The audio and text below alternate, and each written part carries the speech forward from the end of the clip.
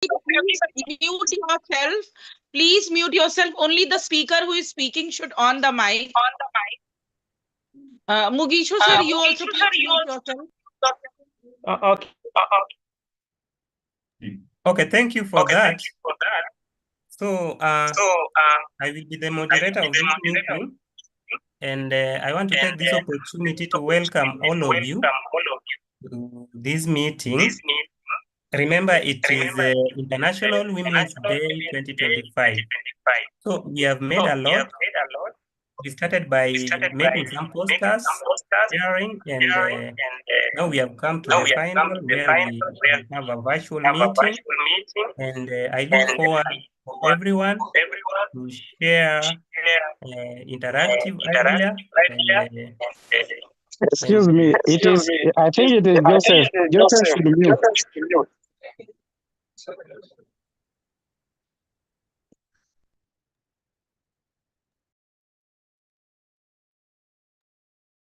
is it okay now? Please, someone to confirm if you can still Yes, get now, some yeah, now it is okay. Okay, thank you. So this is an International Women's Day, and this is how we are going to do it. I will be the moderator of this meeting, and we have around 7 speakers. And yeah, we have around 7 speakers who will take the floor.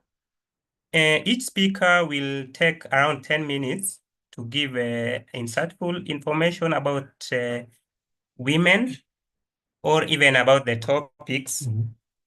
So I encourage all members to take parts. And at the end of the session, we will have QA, question and answer. So if you have any question, you will be able to ask speakers any question, any explanation. You will take the floor, and the speakers will be in the position to address that. So I want to welcome Dr. Nikki to give an opening remark, as we then, from there, we can continue with the first speaker of the day. Thank you.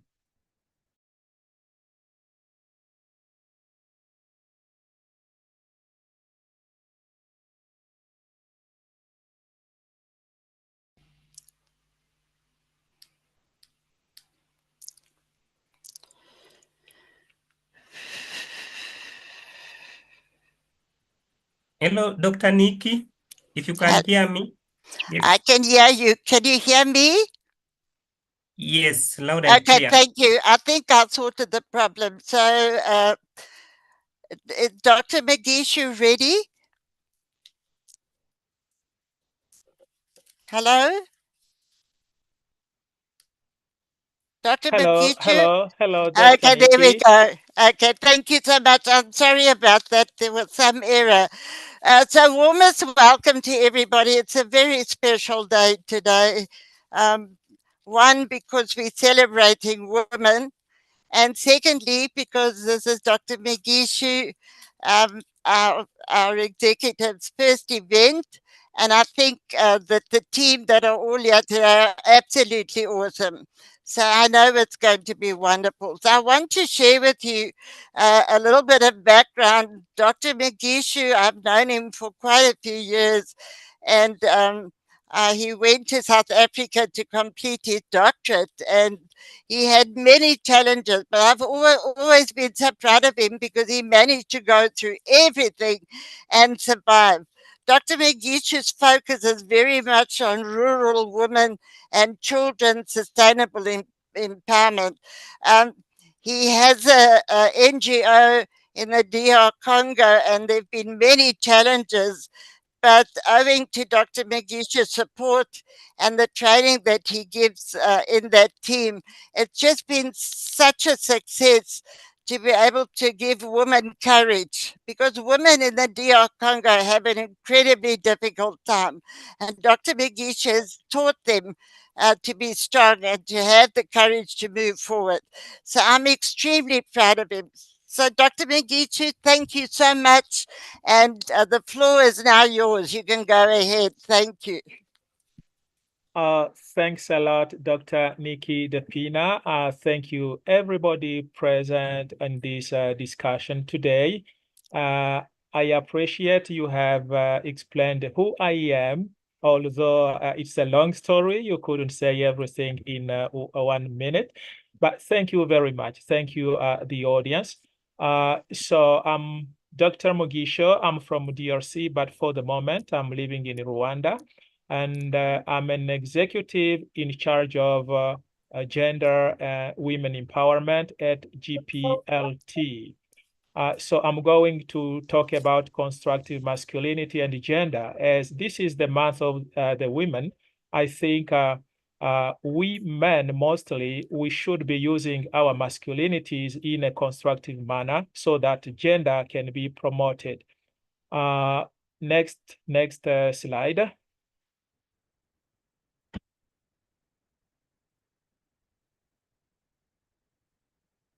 Okay, before we dive into the discussion, we have to understand what is masculinity.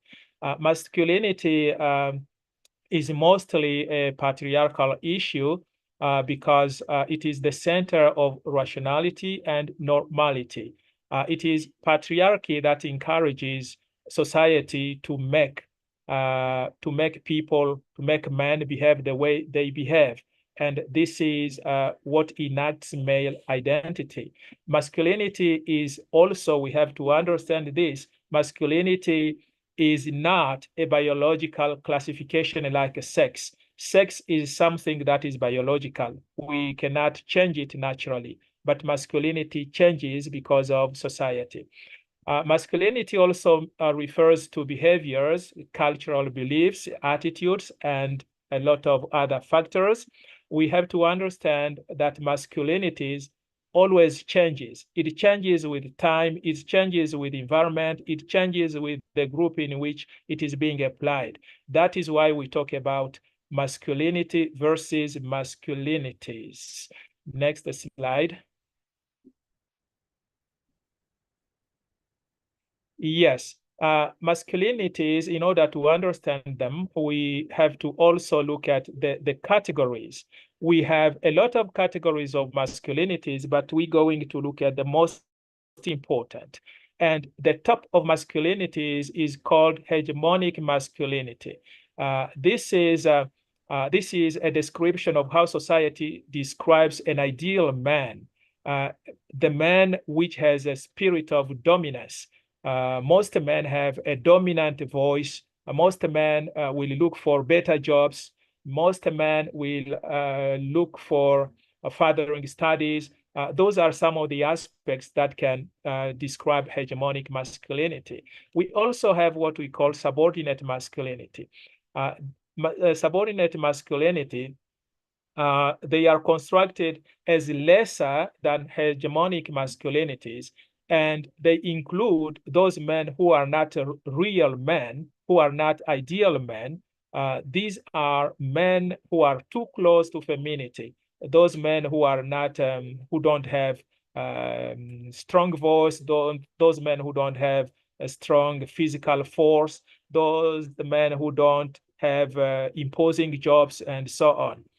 So we should say that subordinate masculinity makes men to look feminine, and such men are excluded from society because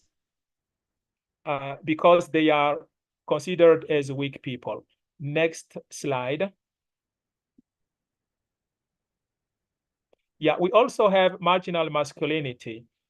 This is masculinity that includes people who are socially marginalized for factors other than gender, like race, like social class.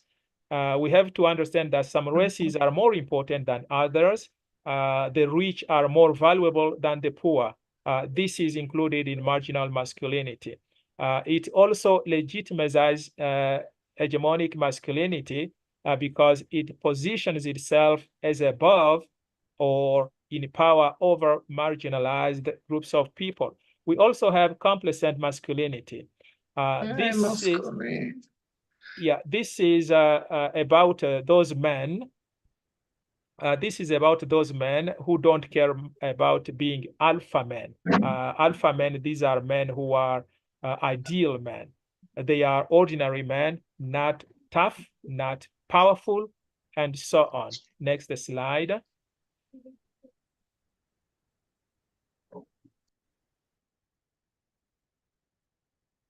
Next slide, please. Slide 5. Yes, we also have toxic masculinity. This is very important in the context of what we are doing at GPLT because we need to empower women. So traditionally, toxic masculinity includes immature males who had not learned how to connect with their deeper, mature masculinity. Immaturity means that these men haven't taken part in the traditional masculine rites of passage. It also means those men who failed to bond in a constructive way with their community. But nowadays, toxic masculinity includes those destructive behaviors men present when they are using violence, when they are involving in sex crimes. We can dismantle such behaviors by learning constructive or progressive or positive masculinity. Next slide.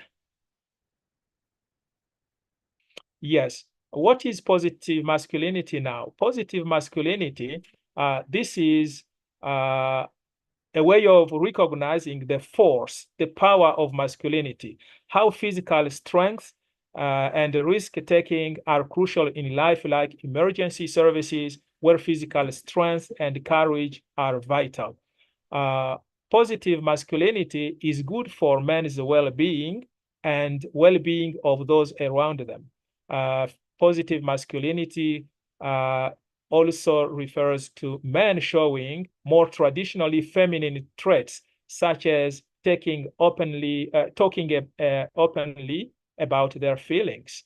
People bear both masculine and feminine traits. So men and women can have, a man can also have masculine traits and a woman can have masculine, feminine traits. But positive masculinity should not replace traditional masculine traits with feminine traits. This might create an unhealthy imbalance in men, depending on how gender is viewed in their society. Next slide. Yes, now what is gender? As I said earlier, gender refers to how the society constructs the roles people do in society. The roles men do and the roles women do are quite different. Gender also describes a person's self-perceived gender. That gender is basically, it is male and female, but today we know that there are more genders, and this is what we should look at when we're talking about LGBTQ. Next slide. Yes, gender is present in every aspect of our lives and affects everyone without exception. So gender-based violence, for example, is rooted in and reinforces gender-based inequalities, connecting with social structures and gender norms. So we have also to understand that gender and sex are two things that are different. Society makes people to behave in the context of gender, perhaps in also at a personal level. Society constructs gender, but sex is natural. This is how we are born. You can see this person is born with a penis, this person is born with a vagina. That is about sex. Next slide. Good. Gender, if we compare gender and sex, then you can just have a look at this chart and you see sex is categorized as male or female. Sex is biological. Sex is fixed at birth. Sex does not change across time and space. Sex is equally valued. But gender, on the other hand, gender will instruct masculinity and femininity. Gender will be socially, culturally, and historically determined. Gender is learned through socialization. Gender varies over time and space, and gender is unequally valued, with masculinity as the norm. Okay, next slide. Yeah, gender and masculinity. So we have to look at gender in the context we connect it with masculinity. Gender involves men and women. Masculinity is for males. Femininity is for females. Gender and masculinities are built culturally and socially. And this means that gender and masculinities are aspects of being a man or exhibiting masculine traits. Gender and masculinity are not determined by biological sex, but the system of social relations and the meanings attributed to them. Those meanings are socially constructed. Gender and masculinities can vary across time, place, and context, and can be expressed by people of any sex or gender identity. Using gender and masculinity in a constructive manner can empower women and men in societies. Next slide. I think we are moving to the end. Next slide. Okay, so as I said, this is the end of my presentation, and the very last slide is about the references. So thank you, everybody. I appreciate your attention. Thank you so much, Dr. Migishu. Even I've learned something now that I'm thinking of doing for next year based on your presentation. But thank you so much. Thank you, Greatly Doctor. appreciated. And I just want to add to everybody else that Dr. Migishu has planned 3 other events during the year. So keep watching that space. Thank you so much. Okay, Thank you. thank you, Dr. Migishu. Thank you I'm too. going to welcome our next speaker, Dr. Shamanaz. Are you ready, Dr. Shamanaz? Yes, Dr. Nikki, I'm Okay, ready. wonderful. Okay, so a short introduction. Dr. Shaminaz is also executive with Global Peace Led Talk, and she leads up gender studies, and she ran a full program in last year, which was a huge success. Dr. Shaminaz is a is has many roles. She's a poet, she's a story writer, translator, literary critic. She's also a teacher. It's just endless, but I want to shorten that and not read all that and just tell you that this woman is a deep inspiration to many, many. When she does her sessions, she brings together people that are focused on peace through acceptance of the different genders and behavior patterns and all of that. And it's just, she's just a deeply passionate woman to impact lives and make a difference. Dr. Shamanas, thank you so much for joining today. The floor is yours. Thank you so much, Nikki. Thank you for such a wonderful introduction.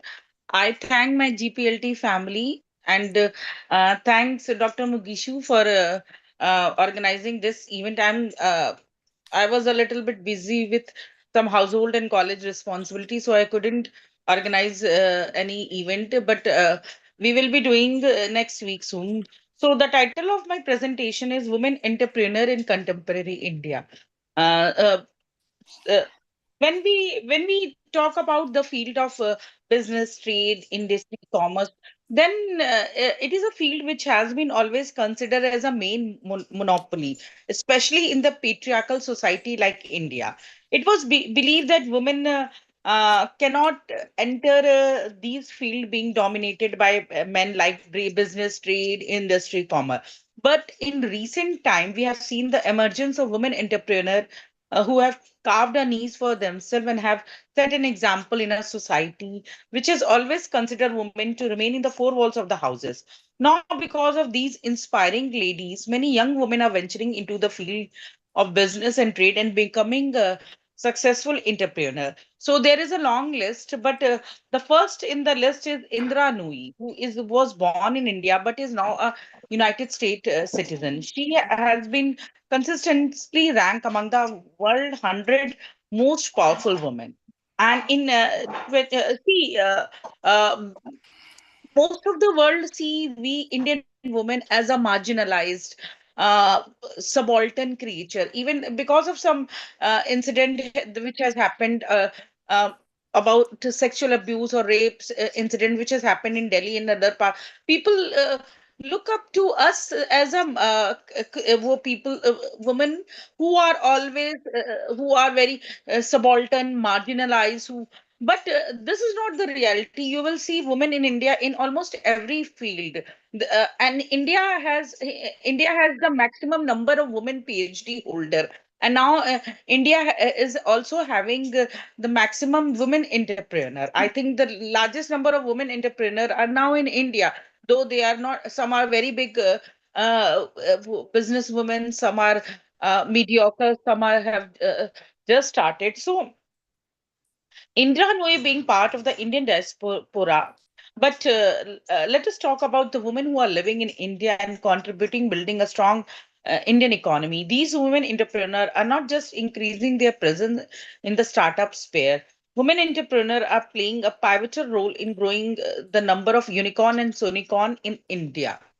And as the rapidly evolving business dynamic increasingly flatten the gender barrier, there is a growing presence of women entrepreneurs in the world's third largest startup economy as well, with more than 7,000 venture being led by women. So this is something amazing that in India there are more than 7,000 venture business which are being run by women. So driven by an undoubted entrepreneur spirit, backed by supportive policy and armed with the ability to bring in a change. A host of women founder have cradled some of the biggest unicorn and sonicorn in the country. So we have Amrita Sirohia. She is the co-founder of IND Money. Amrita Sirohia helped Investec startup IND Money as a co-founder with Ashish Kashyap. Incorporated in 2019, IND Money claimed to be a one-stop super finance app for saving and investing. The startup allows user to invest in stock, mutual fund, IPO, and fixed deposit. Then Dina Jacob, co-founder and CFO, Open Financial Technology. With more than 20 years of experience in the finance industry, Dina Jacob helms the financial affair at the Open Bank. She founded the company back in 2017 along with three more co-founders. She has earlier worked as a CFO at uh, other startup, which was like, but now she is heading this company. So then we have Divya Gokulnath, um, who is an engineer by degree and profession. She found her interest in teaching and education sector, and that's when she founded Baiju with her husband Baiju Ravindra in 2011. So in India, Baiju has been the most successful online teaching platform. With her extensive knowledge in technology, she led a disruption in the tech space and promoted tech-based learning solution. Her startup reached a valuation of dollar 22 billion into 2021 and gained a lot of traction across the world. Then startup, however, ran into rough business and is fighting multiple legal challenges. Now we have Falguni Nair, who leads beauty and personal care unicorn Nykaa, a leading company. She took up a long route to success. After her 18-year stint in investment banking, she founded Nykaa in 2012. The company became India's first woman-led unicorn in 2020 and entered the public market in 2021. I hope people know the meaning of unicorn. Unicorn means 100 10 billion business, I guess. And so there are lots of there are many Indian business man who are famous around the world. Like you must have seen Ambani's. They have lavish wedding was very much famous around the world, but and there are Tatas, Birla, Adanis, but women are also trying to reach up to the milestone which males have created in India, and maybe in 10 or 20 years we will have many women entrepreneur who will be equal to these giants. So uh, uh, under Falguni Nair leadership, Nykaa continues to see healthy growth with its net profit, and she became India's richest self-made woman. So this is also remarkable that women are trying to be self-made. They are doing everything by their own. Then we have Garima Sani, a gynecologist by profession. Garima founded Pristine Care in 2018 with two co-founder.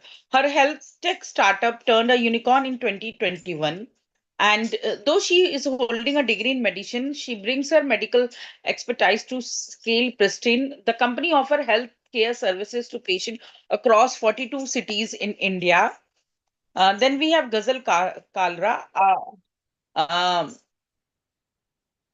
a Harvard Kennedy School alumnus. Ghazal Kalra started off as a business analyst as McKinsey and Company. After 7 years in the business and financial sector, she found her way to entrepreneurship and set up logistics startup Rivigo in 2014.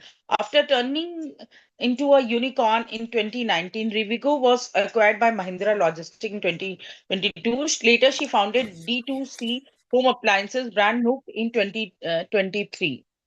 Ghazal Alak. Now, in India, there are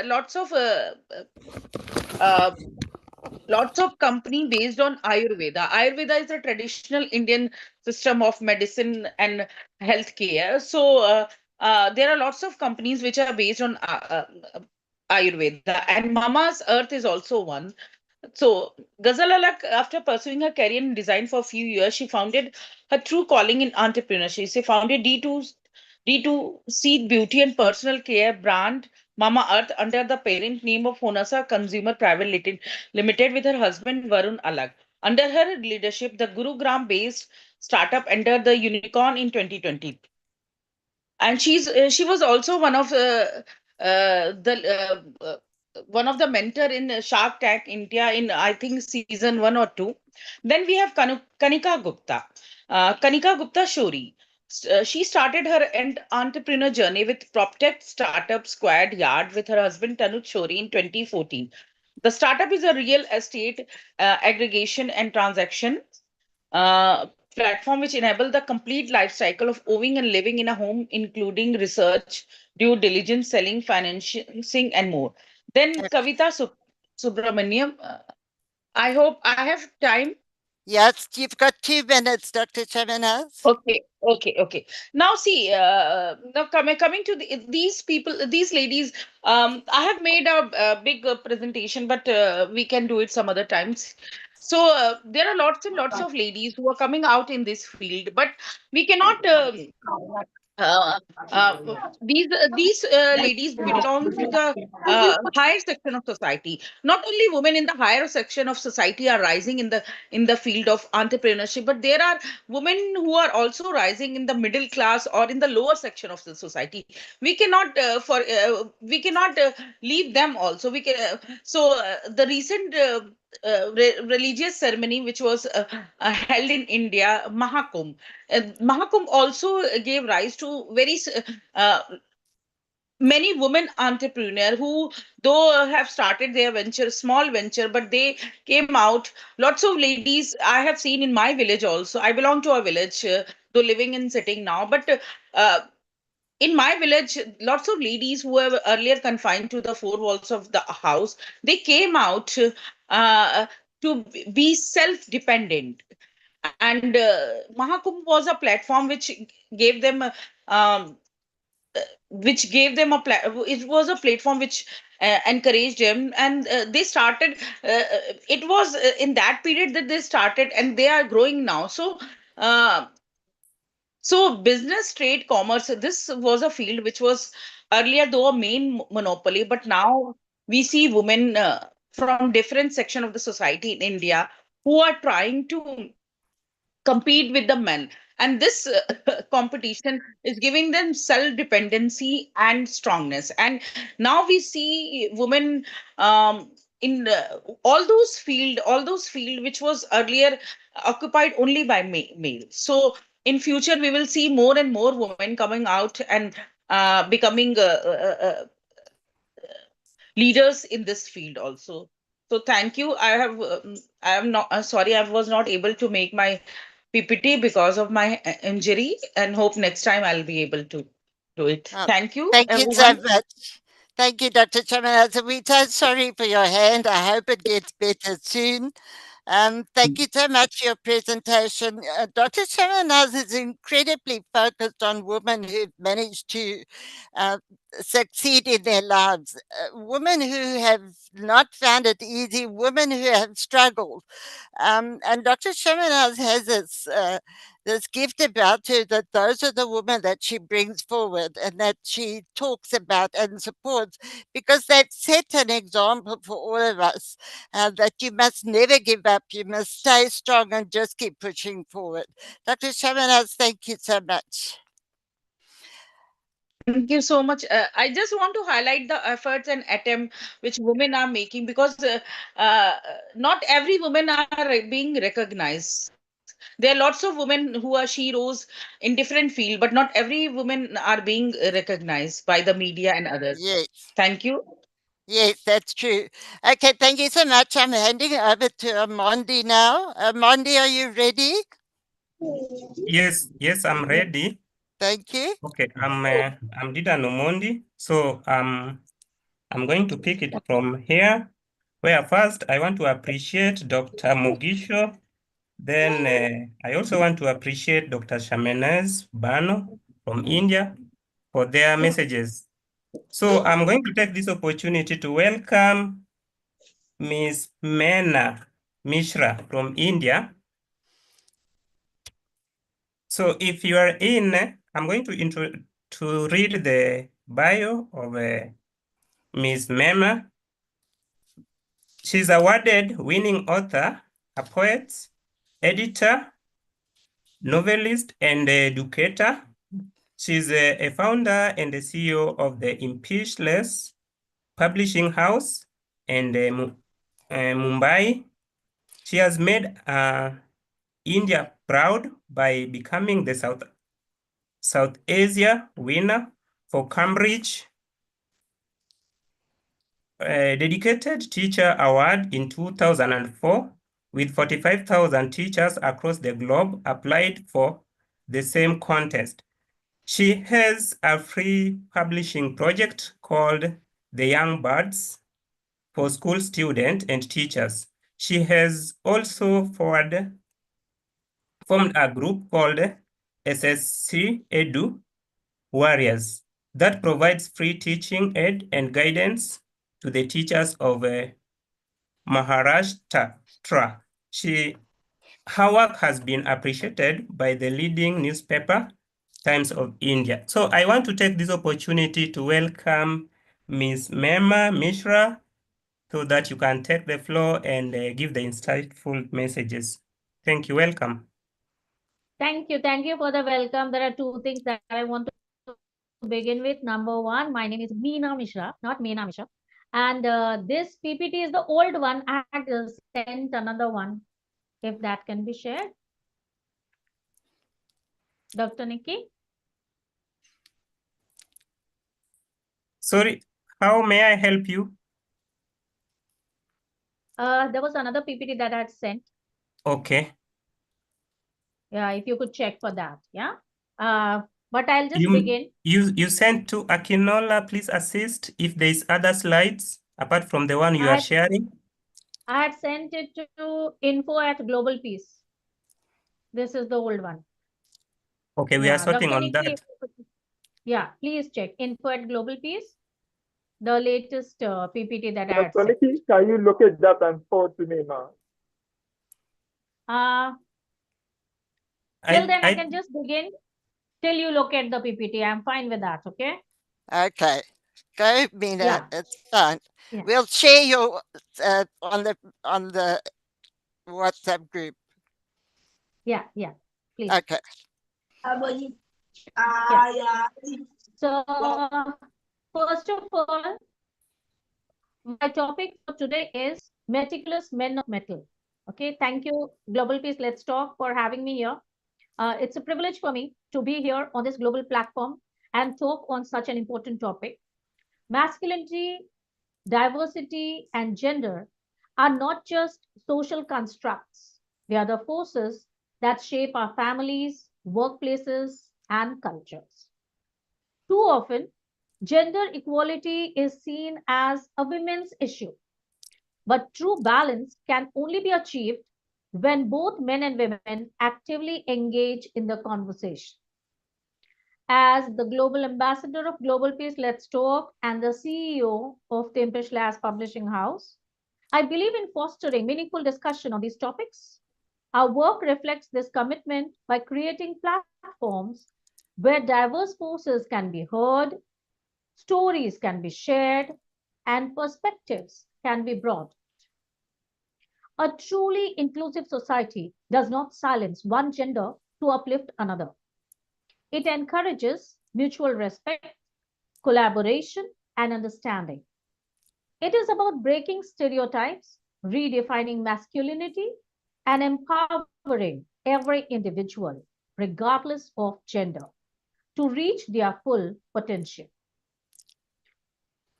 When we embrace diversity in thought, identity, and experience, we move closer to a world where equality is not just an aspiration, but a reality.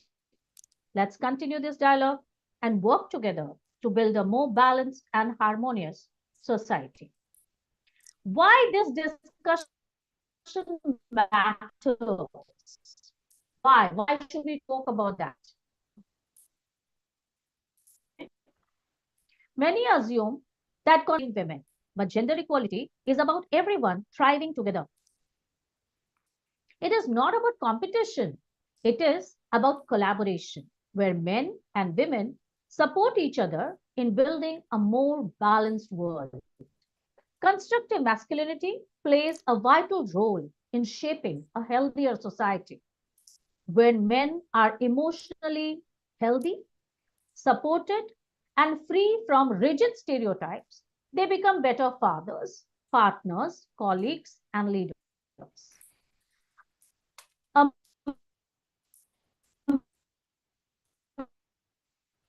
Man's strength is not measured by silence, but both time. I have met men who struggle to express their emotions because they were conditioned to be strong at all times.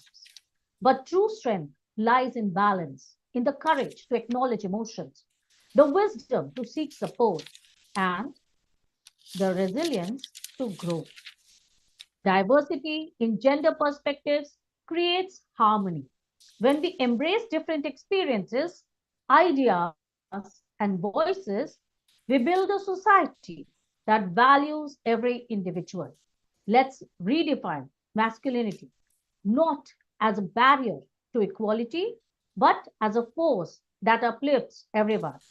Together, let's create a world where gender equality is not a debate, but a shared responsibility. Now, what is constructive masculinity? For decades, masculinity was defined by power and control. But today, we recognize that true masculinity is about being responsible, empathetic, and emotionally secure. It is not about dominance or oppression. It is about balance, wisdom, and integrity. Constructive masculinity is a progressive and inclusive approach to manhood. It encourages men to move beyond outdated stereotypes and embrace care, responsibility, and emotional intelligence. A strong man is not one who suppresses emotions, but one who understands them, expresses them, and uses them to build meaningful relationships. Think of great leaders like Mahatma Gandhi and Nelson Mandela. Their strength lay in their calmness, resilience, and wisdom. aggression. They led with courage, but also and understanding. In a world, constructive masculinity allows them to redefine their identities on their own terms. When men embrace this mindset, they become better partners, fathers, colleagues, and leaders. Let us move forward together, creating a society where masculinity is not about proving strength, but about using to uplift others. True masculinity is constructive, compassionate, and courageous. Now, what is the role of men in a balanced society? Next slide, please. The world is changing, and so are the roles men play in it. Today, men are not just providers, they are caregivers, mentors, and role models. I have seen male teachers in my school nurturing students, fathers choosing to stay home while their wives work, and men standing up against gender discrimination. These are not exceptions, they are sign of progress. Emotional openness is not a weakness, but a strength.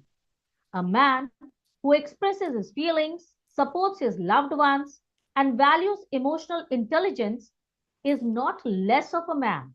He is a stronger man. When men embrace this, they create healthier relationships at home and more collaborative environments at workplace. I remember an incident from my publishing journey. One of our authors, a father of two, shared how society ridiculed him for taking paternity leave. But in doing so, he strengthened his bond with his child and redefined what fatherhood meant. His story is a reminder that workplaces and homes thrive when men and women share responsibility.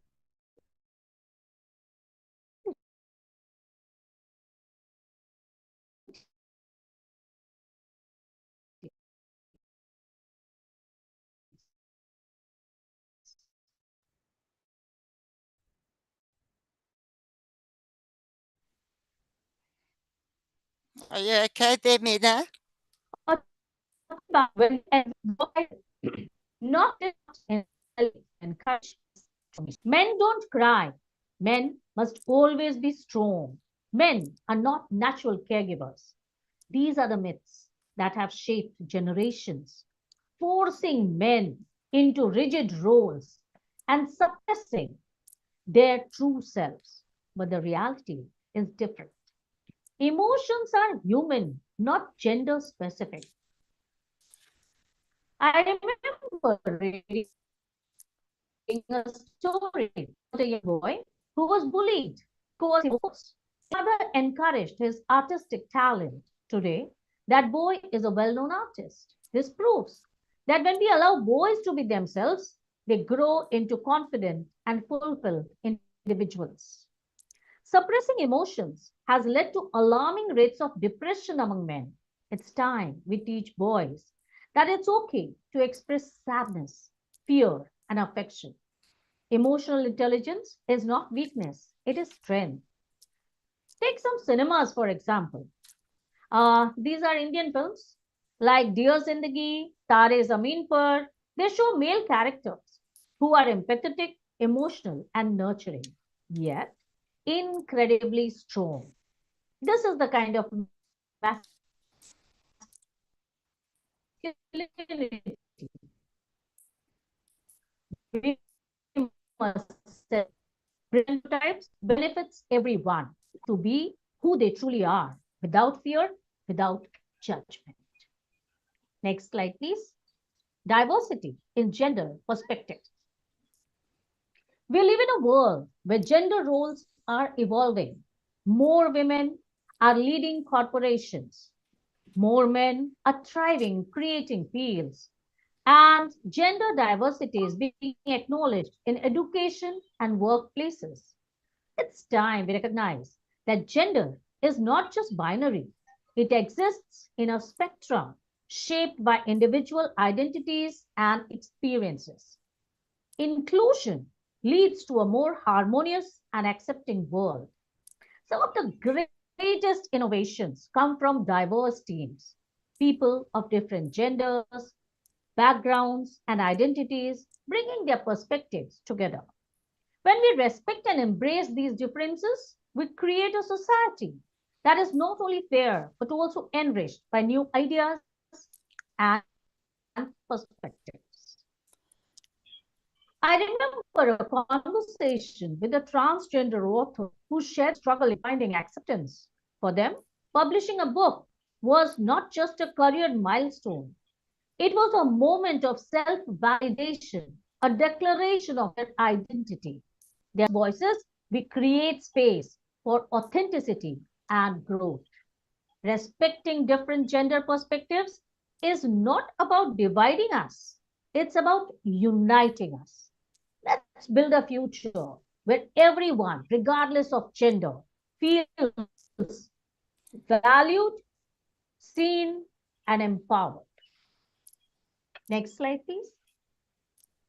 The need for gender collaboration. Gender equality is not a battle, but a partnership.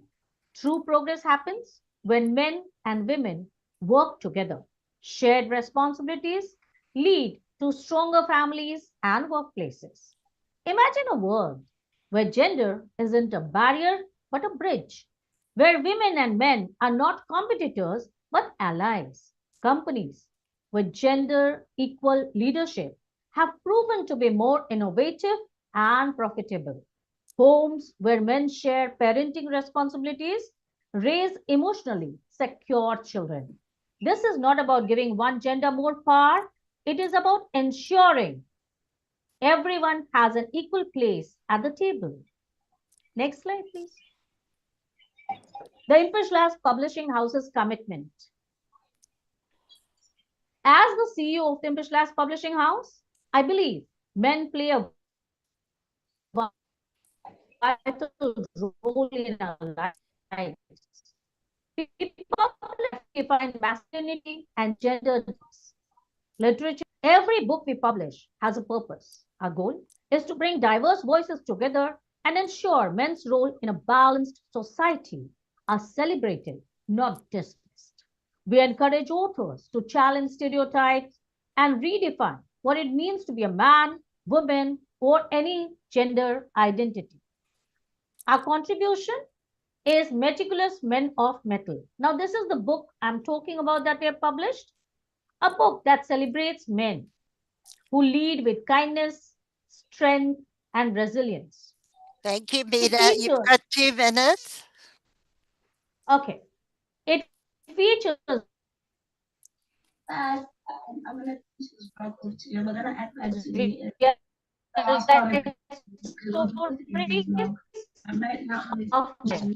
generation, men who lead not with aggression, but with wisdom.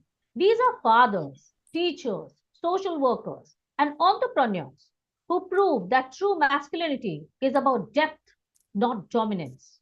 One of my favorite stories from this book is about a single father who raised his daughter in a society that doubted his parenting abilities.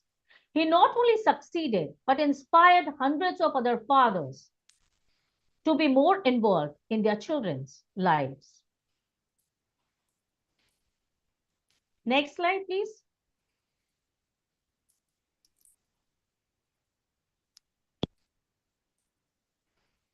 Now, there's a call to action. We should all, as a global peace,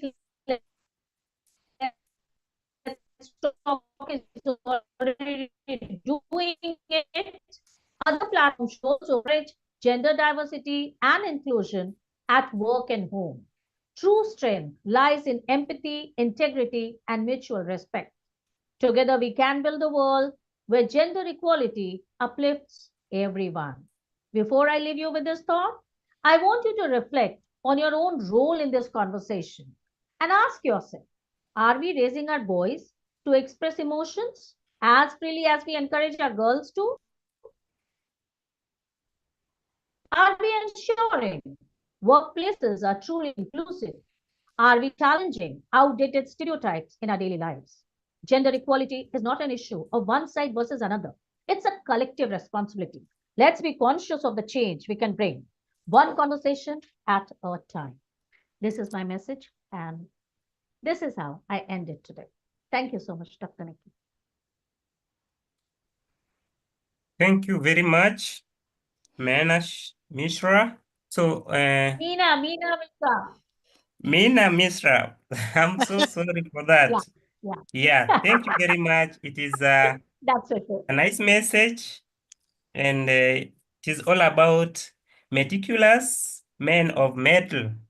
So, I Yes. just want to confirm if we have Tambelin Joan the same in this meeting. Yeah, before we move forward, do we have Tambelin Yes, Joan in this meeting? yes, I am Okay, here, sir. okay. Thank you. Thank you for confirming. So you are going to be our next speaker, and Okay. allow me to introduce Tambelin in a special way.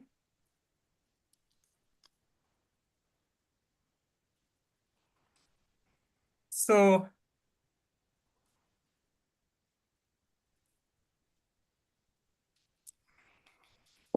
okay. Now this is Tambelin Joan Besem is award-winning women empowerment expert and profile journalism in Cameroon for over 10 years now. She has served both all the radio as well as TV program as a presenter, stroke host. She's well known for her women advocacy programs across the nation and beyond. She's also a workshop trainer on peace building and gender advocacy and communication development, recently awarded for the excellence in women empowerment advocacy and nation building. So I want to take this opportunity without further ado to welcome Tambelin Joan Besem to give us the insightful messages about the International Women's Day today. Welcome. Please take the floor. Thank you so much. I want to say thank you to everybody on this meeting today.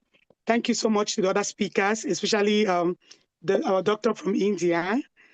I was so overwhelmed to really understand that in India we have more women who are entrepreneurs. Thank you equally to Madam Meena and the other speakers. I'm already been introduced. My name is Joanne Tambelin, and I am from Cameroon. Today I'll be talking on masculinity, a diagnosis on completing and competing for gender development. I want to look at the aspect of competing and completing. We are living in a traditional setup where before we understood, our parents told us, our grandparents told us that it is the man that makes it happen. It is the man that coins the game.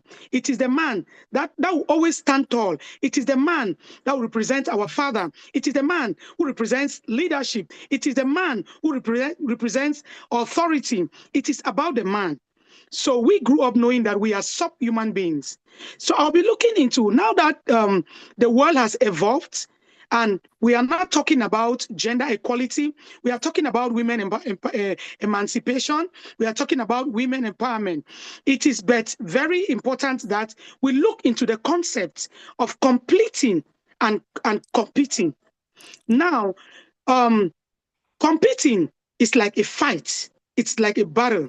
It's like I want to win. When you're competing with somebody, is because we want to see the winner. We want to see who is stronger. And when we go to the aspect of completing, I am looking at completion, looking at to get it in whole, to complete it in a place where it is a little bit weak, we complete. In a place where there is no enough resources, we come in to complete. Now, I want to look at this issue on the aspect where the world misunderstood the concept of empowerment and and competing. It's not about competition. It's not a fight. It's not a battle. Once people misunderstand the concept of competing and completion, that is where to achieve the gender equality will become more difficult, more challenging, and will look like a war. We are not putting up a war against the men. We are not putting up a battle against the men. We are not putting up a fight. Women are just looking for an equal playground with the men. Women are just looking for an opportunity for them to be given the same playground, the same education. If a woman is qualified for this position as a CEO, a woman is qualified in this position as a boss, a woman is qualified in this position as a director, it should be given to her. Positions should not be accorded to people because of their gender, but it should be accorded to people according to their qualification, according to their ableness, according to their willingness, and according to the aspect where they are able to deliver. Now, a lot of people have misconceived this issue, and they want to think that women want to raise up their shoulder, women want to put up a fight, and until men will come to understand, or both gender, that's the male and the female, that's what I believe in, the male and the female gender. Any other gender, I'm not into that. And my culture is not into that. So that is why I'm talking about the male and the female gender, which God created us in. Now, it is so difficult, it is very challenging if men and women don't come to a complete understanding, to a proper understanding of this issue of competing and completing. When men understand and women equally understand, it will give a situation of complementing each other. It's about complementing each other. It's about complementing the male and the male complementing the women on the same level ground. Some other women on the other part will get it so wrong equally by saying that, like, for example, during the Women's Day, there are women in my community, there are women in my country, there are women even in the world, in the global space, where they think that on this day, it is the day to torment our husbands. It's the day to make things difficult. It's the day to rob our husband of their integrity as the fathers, as the husbands, and as the leaders of our homes. It's a day to misbehave. It's a day to sleep out. It's a day to, in quotes, to lever le cabas, which is a French word which shows that women will go naked, will go to the streets, will drink and get drunk and abuse their men and sleep out. And women, we are role models. And as being role models, we are role models to our even our husbands, our children, our community, in the church, in our nation, and even in the world. When we understand this concept that it is not a one-day thing, Women's Day is not a one-day thing. It's just a day to celebrate the contribution, to see how far we have come from. I understood before and even now that when I was growing up, my mother would only teach me how to cook for my husband. My mother would always say that are raising me up because they want to prepare me for marriage. But gone are those days that we raise our kids just for marriage. Now we are raising our kids to be leaders. We are raising our kids to be the head in their communities. We are raising our kids to also be directors, to also be CEOs, to go to school.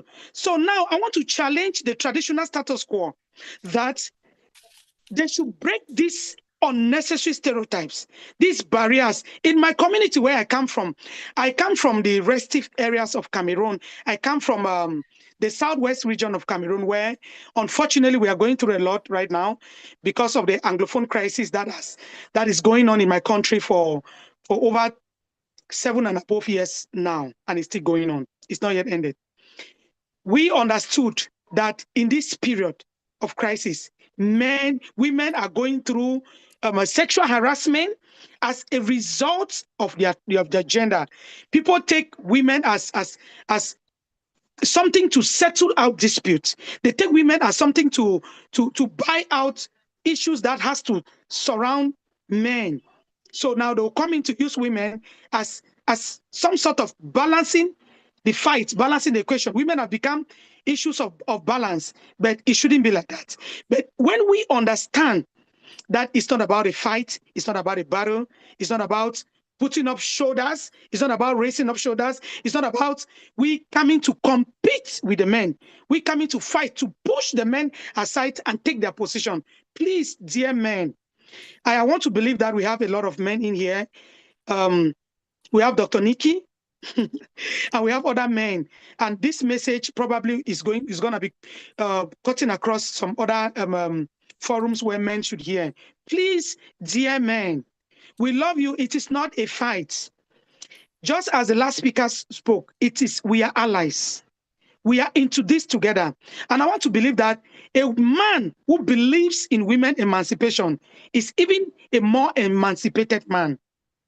A man who is not emancipated, a man who doesn't understand the concept of completion as to competition, is the man that will always say that, oh, my wife should not go to school. Me, I got married without attaining the level of education which I have right now. But my husband believed in me. My family believed in me. My in-laws believed in me. I come from a place where you are married. To go back to school becomes a challenge. It becomes a challenge because they think that you want to go to school, you come back and challenge your husband, you come back and look low on your husband. No, that is not the case. We are calling on men. That is why I came up with this topic of completing and competing. So we are coming to complement our homes. We are coming to complement, we are coming to complement the society. We are coming to bring the society in a point where men will feel much more at ease. Imagine a situation in a home where the man is doing everything. The man is taking care of the kids. The man is paying the bills. The man is taking care of his wife. The man is taking care of the entire family. And the man equally has his own family that he's taking care of. Now, if you empower your wife and your wife becomes an entrepreneur, your wife becomes a chief executive officer, CEO, a woman becomes a boss. A woman becomes in a position where she too can earn money.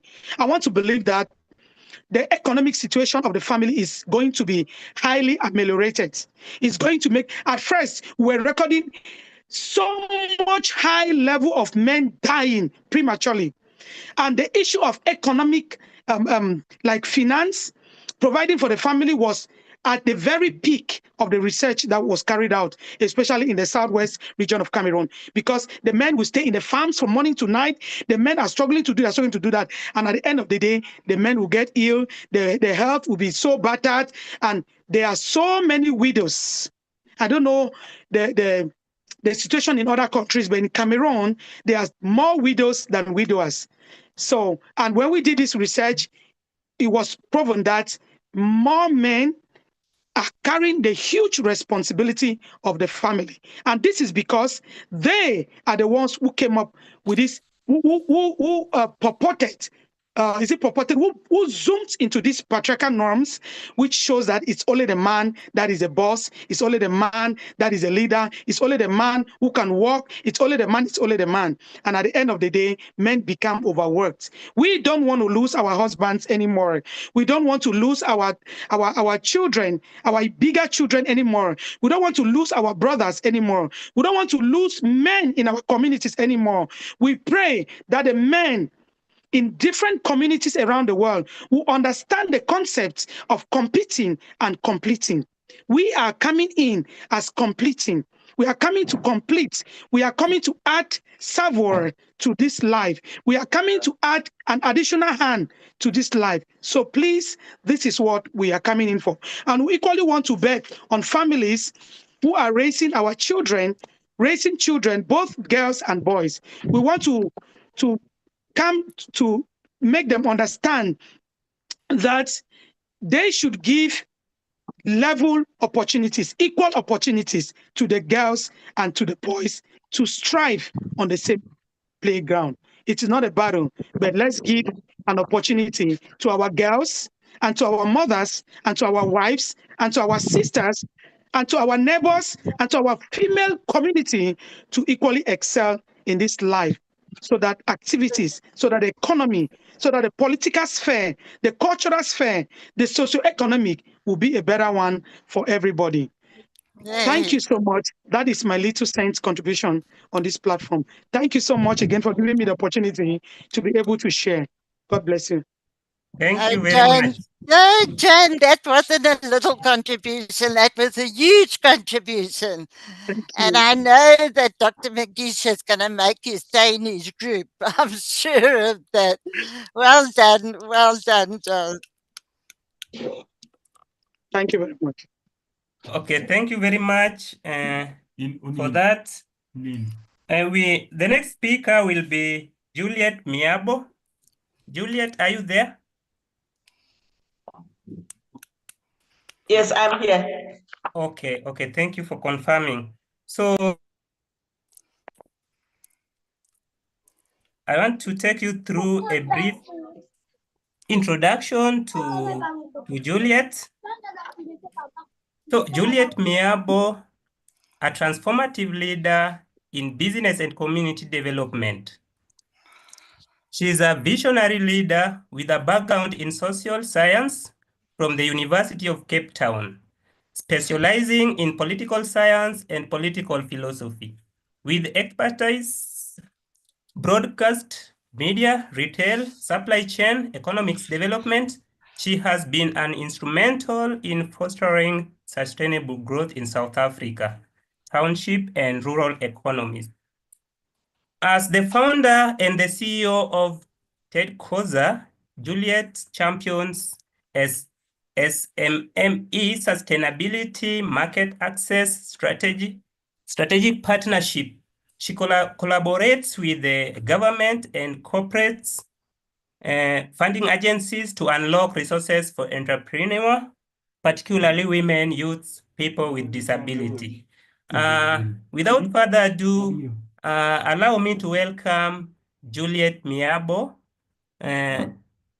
so that she can give us the insightful message that she has for today. Thank you and welcome, Juliet.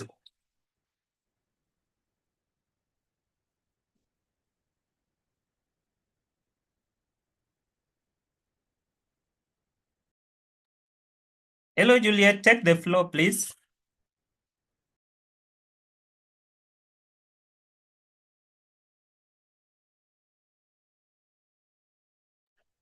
I'm sharing my screen. Thank you so much for the introduction. I just want to confirm that you can hear me well. Yes, I can hear you All loud right, and clear. thank you. Before I share, I'd like to acknowledge Dr. Nikki, and then to say that in my introduction, we did not mention that I've always been part of the Global Peace Let's Talk family, and it's good to be here. I'd like to acknowledge everyone and the hosts and everyone who's here. Thank you. This is a very important day, and I believe that it's International Women's Day every day, not just 1 or 2 days a year. Please allow me, I just want to share my screen. I've pressed share. Joseph, I should be able to share. Just 1 second. I hope it doesn't kick me out. Yes, you can go. You have the right to do that, please. Oh, okay. All right. Thank you. Let me just go to the presentation. So are you able to see my screen? Are you seeing my screen, Joseph? Not yet Not from yet. my end. No, not yet. It's coming and going. It shows that Koza. It's on and off. Oh, is it on and off? Okay. Because I really need to share because it will make a lot of difference. There we go. Oh, I saw was it it. there? Yeah, I saw it. Then it went off. You were there? Was I there just now? Okay, I'm unmute.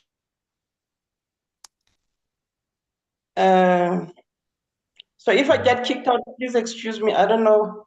I'm trying to share. Joseph, do you want to check if the other presenter is here? But let me see if I can open it. But Juliet, I think you can talk, and I think to save Try time. again. Yeah. Okay. I will do that. It's not going to have the same impact. Are you able to see Excuse this? me, I think we can do this. Lydia can We can step hear in you. if you have the issue as you solve that. Yes. Okay, you'll take another speaker? Yes, we can take another speaker. Then after that, you can step in. All right. Yes, I will send mine to Joseph. Thank you. All right. Okay. Okay, thank you. Thank you. So, Lydia, are you there? Lydia Tattoo. I just want to confirm if Lydia is in this meeting so that we can begin.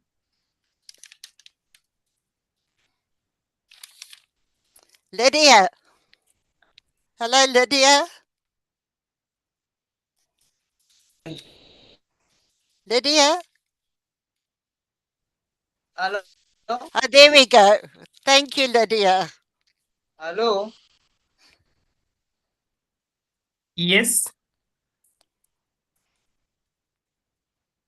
I can see Lydia is I want to in. thank you for this opportunity you've given me to. Yeah. Can I go ahead? Sorry for that. I'm going to do introduction for Hello? Lydia. Sorry. We can hear you. Okay. So Lydia is from Cameroon, a peace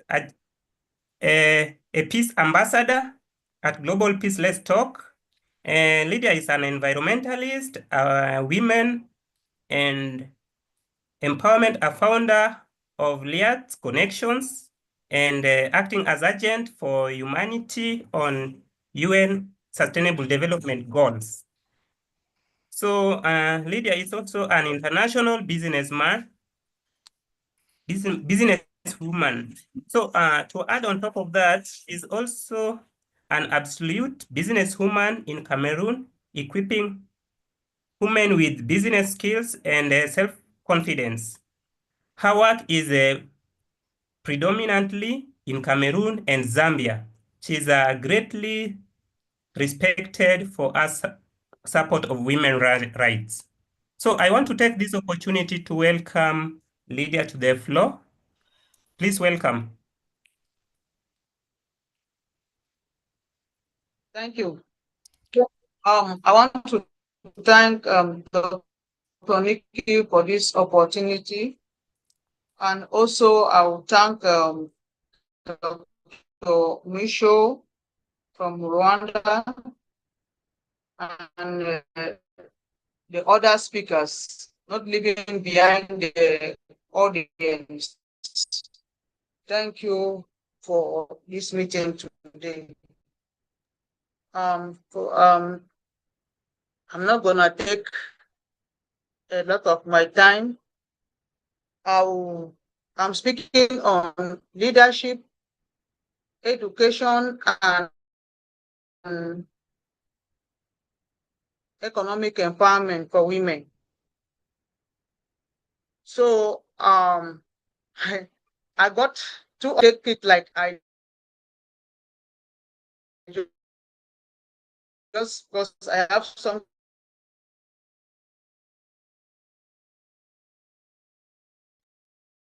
I've like giving a jot down on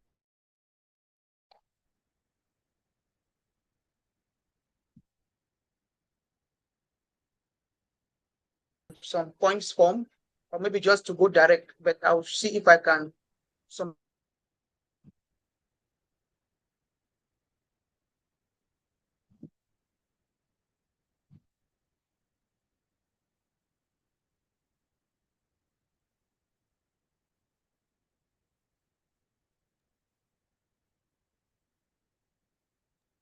background and also from a poor family.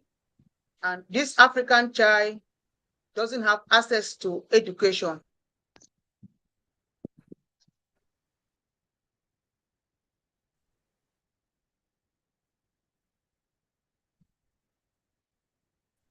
the same African child is having many challenges on education, many challenges on opportunities, or that African child is not given a platform for her to showcase her potentials.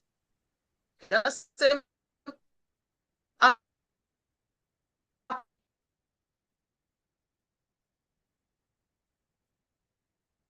African child does not have opportunities to excel in the economy or for entrepreneurship. That's who can mentor her to have opportunities or to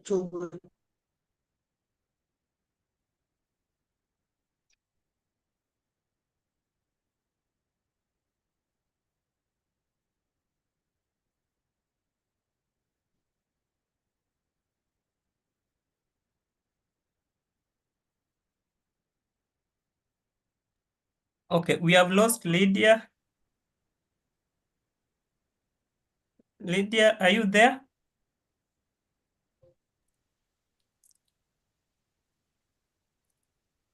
No, I think Lydia has a signal problem. So, Juliet, are you ready? hello.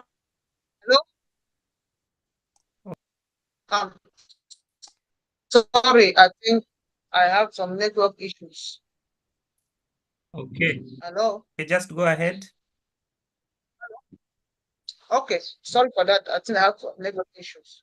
So what I'm saying, if this African child is given the opportunity to showcase or develop their potentials, they will become educated and great leaders to improve or to participate in the economic growth. So I think that is a brief summary of what I'm trying to say. And I will just go now to what I noted as a point form. When it comes to leadership for women, we go to socio-cultural leadership. We have biases that women always faces that give them limited opportunities to excel in the community. You have cultural beliefs, lack of role models and mentorship who can inspire and give them guidance. We come to institutional and organizational barriers women normally face. You have lack of representation, that is underrepresented in leadership position. Women are mostly underrepresented in leadership position in the communities. Unconscious bias in hiring and promotion decisions. Personal and professional self-doubt. We almost have self-doubt to ourselves. Always say to ourselves or look down to ourselves, can we make it? Will I be able to do it? Or will I be able to compete like what my sister Tambi said? Can I be able to compete? Or women are not there to compete. We are there to complete. Work-life balance. We need a balanced equation in everything we do. Equality. Lack of confidence also is a challenge. To go solutions to leadership, provide mentorship and cautions. We need mentors. Like as an example to that little African girl, if the African girl should have mentorship or to guide, like for example, let me take example of myself. If I have somebody who could have been guiding me, I wouldn't have been who I am today. I could have been even more, but even the president of Cameroon. Creating inclusive and supportive environment. Provide women with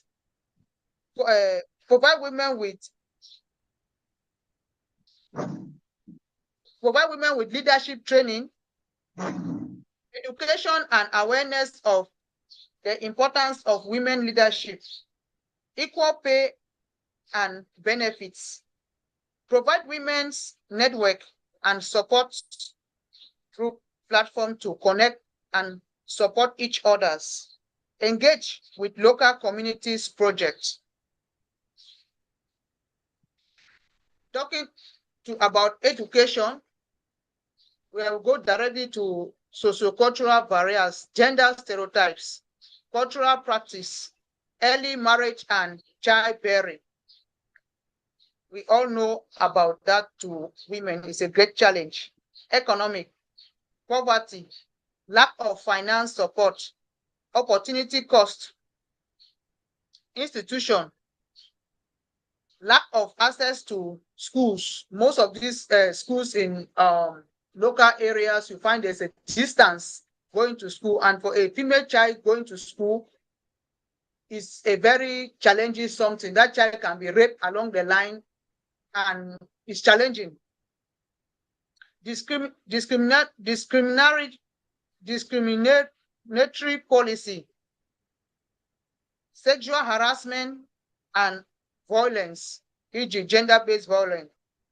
Personal, lack of confidence, fear of failure, balancing family responsibilities. You find women who are working at the same time, they have their place, they have a job, and they have to take care of the children, they have to take care of some other needs, their kitchen and other take care of their husband, etc.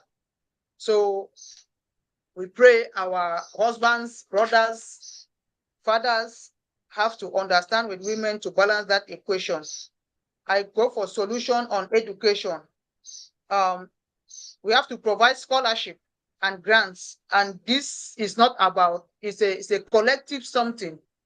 The government, other NGOs, other voices for women, and personal individuals should see how they can help provide scholarship to women and girls' child.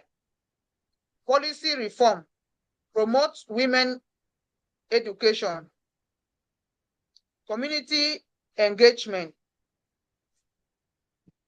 That is all the cultural challenges that they practice should be checked on and could be corrected.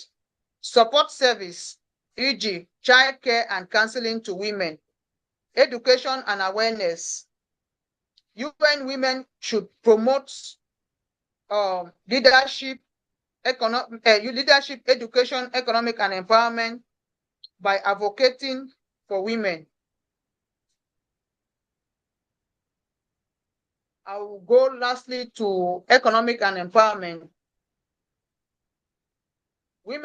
Women economic participation can lead to increased economic productivity and competition.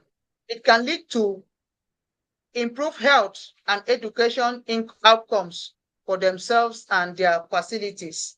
It is very critical things to fight against poverty and to increase economic growth. Barriers, social barriers on sociocultural, limited access to education and training due to lack of skills and knowledge needed to participate in the economy. Hello, Lydia. Lydia, sorry, just round off because you're over your time. Just round off. Thanks. Yeah, let me round up. Talking about all this, you come to the solutions because one of the reasons why we are here is to showcase all the challenges the women are facing in the communities, and also for the stakeholders to see and take charge or take action on the solutions. So we're calling for the solutions. We call for women should be educated, and also women should see how they can create microfinances for women who can be able to take loan and to support them in entrepreneurship or to support them to increase their small businesses. We also call for policy reformation. We call for increased access to marketing, build confidence, risk taking. Women should be able to take risks and not to be fearful in everything they do. Also, we call for partnership, community engagement, research, and data collection. So I'll end by saying all these challenges create circle of poverty where there is constantly struggling to meet basic needs, making it impossible to invest in their future or build economic stability or growth. If they are given all full to develop their potentials, they will become educated, great leaders to improve the economic growth. Thank you. Thank you, Lydia. Thank you so much. Thank you very much. Thank you very much, Lydia. I want to take this opportunity to welcome Juliet Miabo. Juliet. Yes, good evening again. Are you, if you're not able to see my screen, it's fine. Are you able to see it? Yes. Oh, okay. Which one, Dr. Nikki? This one.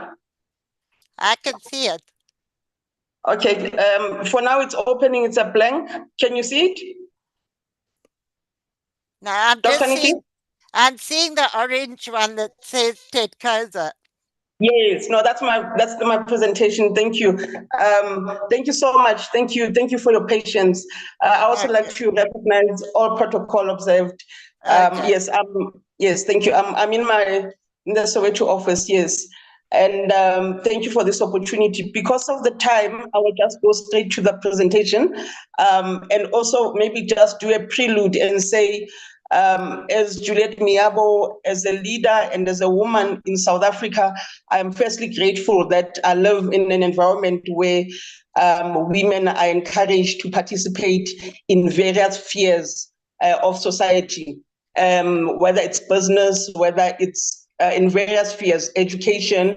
So as we all know that South Africa is quite progressive in actually promoting women participation, especially in areas of business and in other areas. The other thing that we need to be aware of that in a lot of the households in South Africa, 70% of the households are headed by women. So when we are talking about women in our context, we are not talking about people who are playing a background role, but we are talking about people who are actually leading households, who are leading families. And for that reason, they need to be recognized. I know this is a battle worldwide, but it is important that we look at it. And what, as a topic, I chose a topic that it's also very close to my heart, and I know it's very close to a lot of women's hearts. If you go to any church or any faith space, you will find that you'll find more women in that space than men. But in 99% of the time, that environment will be headed by men. So what we are looking at, not just in terms of churches or faith-based spaces, we are also looking at cultural spaces.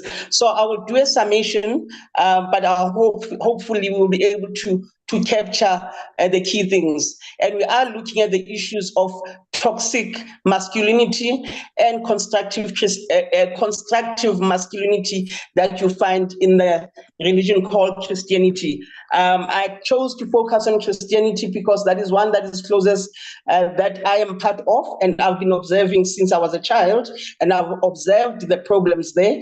I've also observed in other faiths. I'm not going to choose to mention them, but most faith in this world and most religions in this world do continue not to uphold the role and the importance of women. Okay. This is me. I will then quickly just say, we just need to realize that toxic masculinity is deeply rooted in historical and cultural influences, whether it is in the time of slavery or colonialism, but this also includes traditional patriarchy, where it is assumed that a man, by the virtue of him having a gender of being a male, is supposed to be the head, but it's also influenced by colonialism, because historically we've always had... Excuse me, Juliet? Yes. Yes, we can't see the screen, but not anymore. Can you share your video? Sorry for this. Oh, you can't see the screen. Oh, Lord. Yes. Okay, just 1 second. Can you see it now? No, it's Okay, fine. just It's fine, Juliet. We can see the screen just with the Ted Kaiser photo. no, that's okay. Can you see anything now? No. Sure. Oh, okay. Now with all these images, just excuse me for 1 second. Technology. We'll share your presentation out to everybody, so don't worry too much. All right, so I can just continue. Yeah. Okay. Then in that case, what I will do is you're not even seeing my face because just 1 second for me because I'm not. So I don't know. I thought I had it right this time. You still don't see anything? Yeah. You don't see anything? Dr. Nikki? Yes, just continue. We can't see your screen. All right. Let me continue. That's a pity, but all right.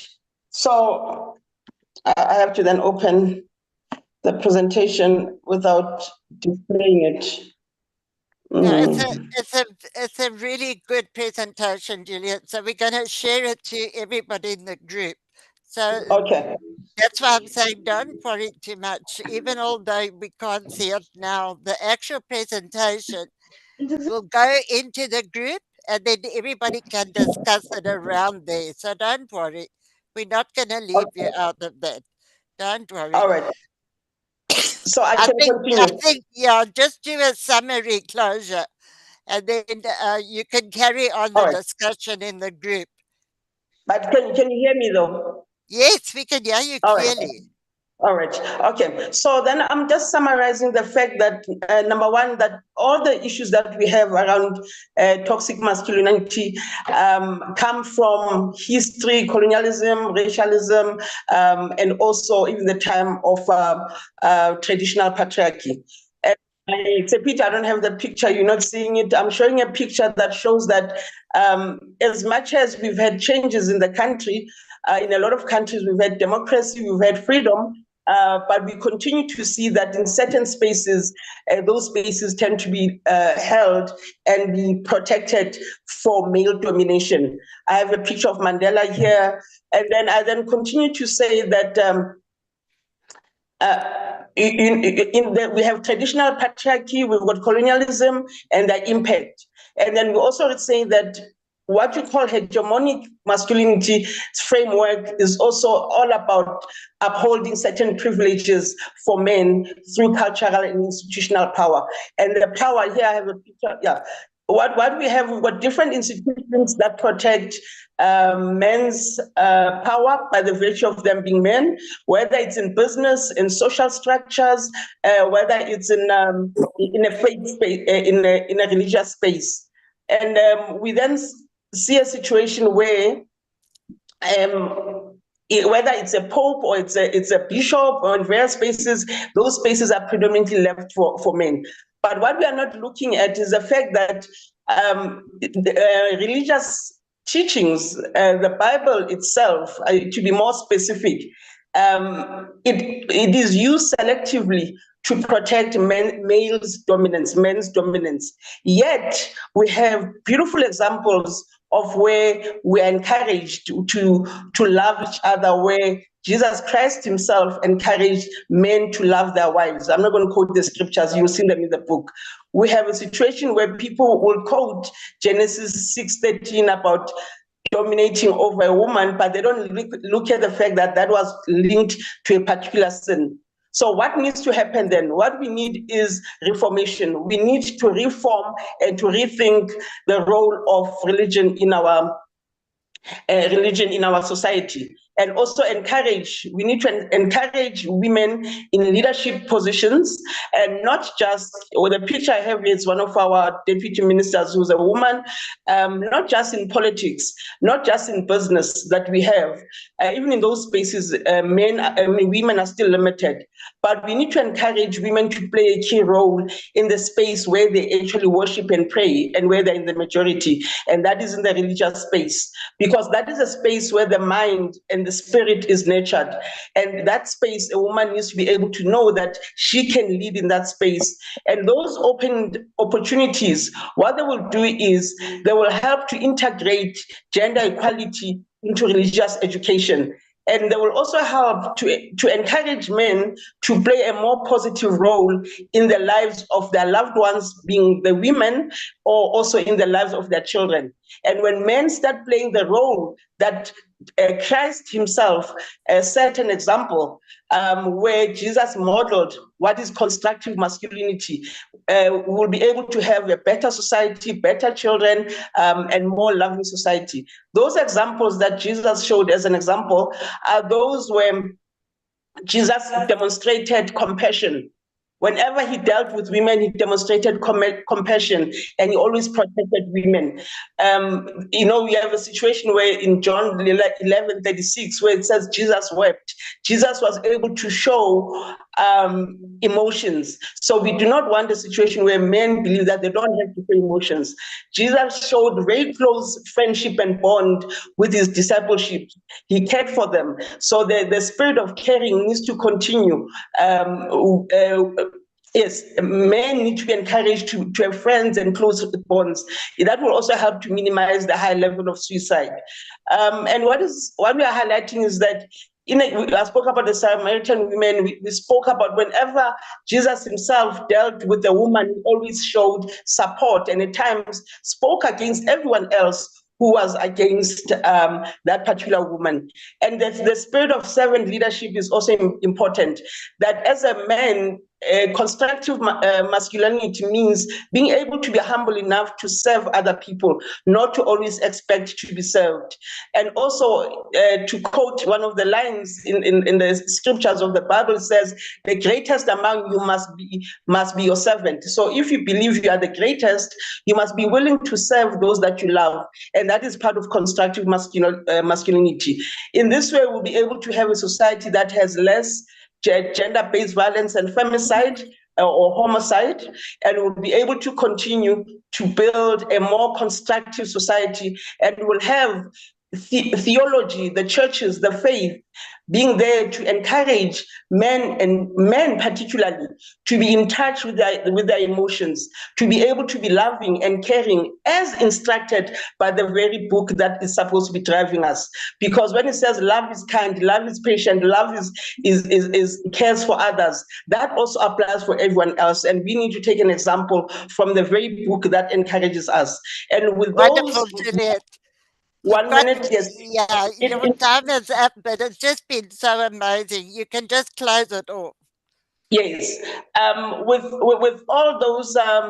with all those constructive masculinity teachings that we find in our different faiths, they're not only limited to Christianity. We can realize that we can actually have a shift in how we perceive women, and how we can actually ensure there's gender justice and there's harmony in our lives, in our homes, and in the world at large. And that's the summary. I will share the presentation, and I just want to thank you for this opportunity, and hope that we need to look at this beyond just what is happening in the world, but also in the spiritual spaces, in the faith spaces, and also ensure that women are participating effectively. Thank you so much.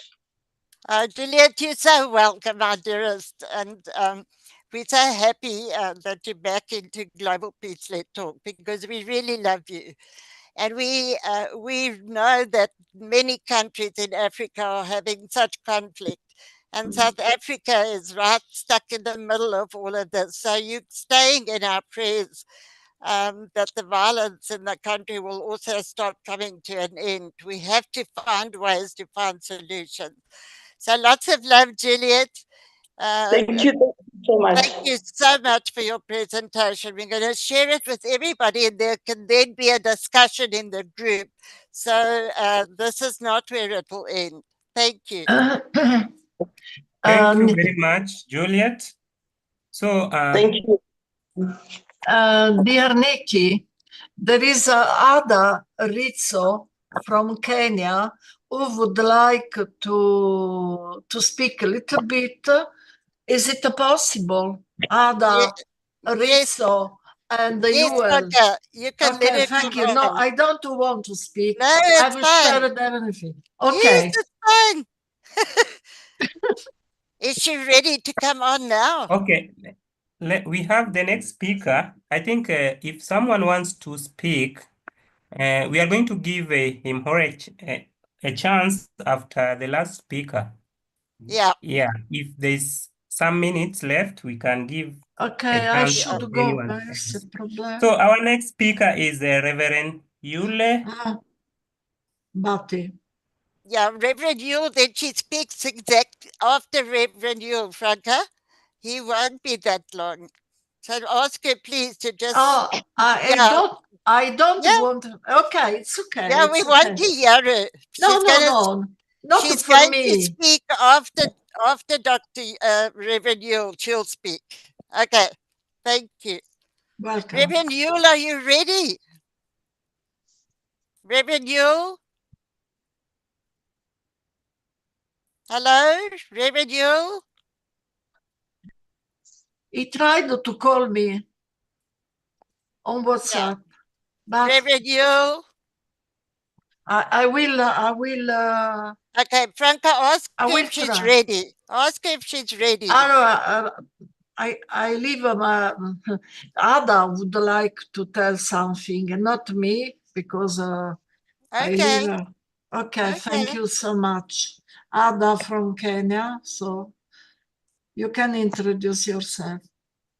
Thank you so much, Franca. I thank you, Dr. Nikki DePina, founder and CEO of Global Peace Let's Talk, for the invitation. I'll introduce myself briefly. I'm Ada Rizzo. I deal with prose poetry and cultural promotion. I collaborate as an amateur journalist with the Italian platform, Alessandria Today. I'm a counselor, I'm a mindfulness facilitator, and I work on humanitarian project here in Kenya, 6 months per year.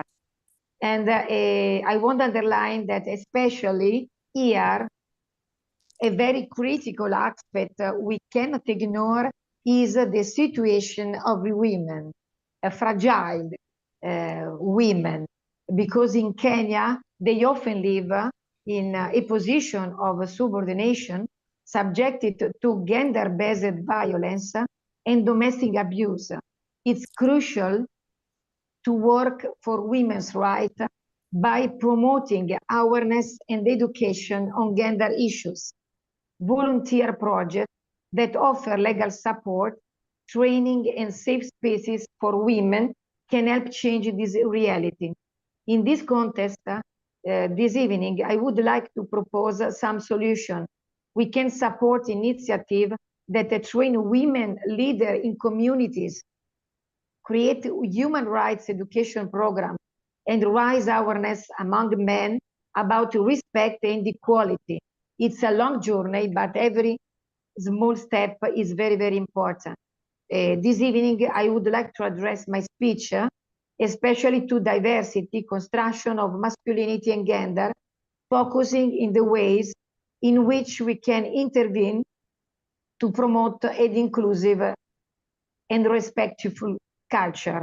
Masculinity, as just told, is a social construct, is influenced by multiple factors, including culture, family, media, and personal experiences.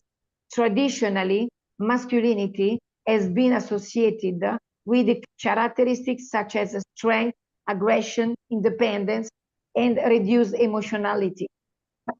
But however, this expectation can be harmful not only to women, but also to men themselves who may feel pressured to conform the unrealistic standard. And diversity and inclusion, because gender diversity is not only women and gender minorities, but also about how men experience and express their masculinity. It's essential to recognize that there are multiple forms of masculinity and that each deserves respect. Promoting a pluralistic view of masculinity can help reduce gender conflict and foster more balanced relationships. There are different ways, I think, to intervene. For example, education and awareness, positive role models, because the representation of positive male role models in media and communities is crucial. Men who show vulnerability, empathy, and collaboration can inspire others to reconsider their notion of masculinity. A dialogue spaces is very, very important.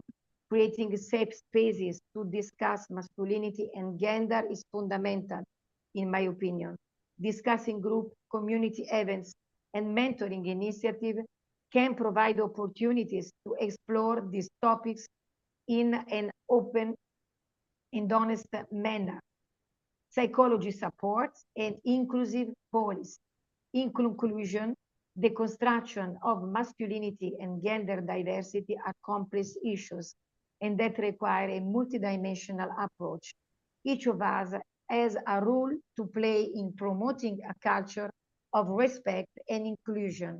Only by working together can be built a society where every individual, regardless of their gender, can freely express their identity and contribute to collective well-being.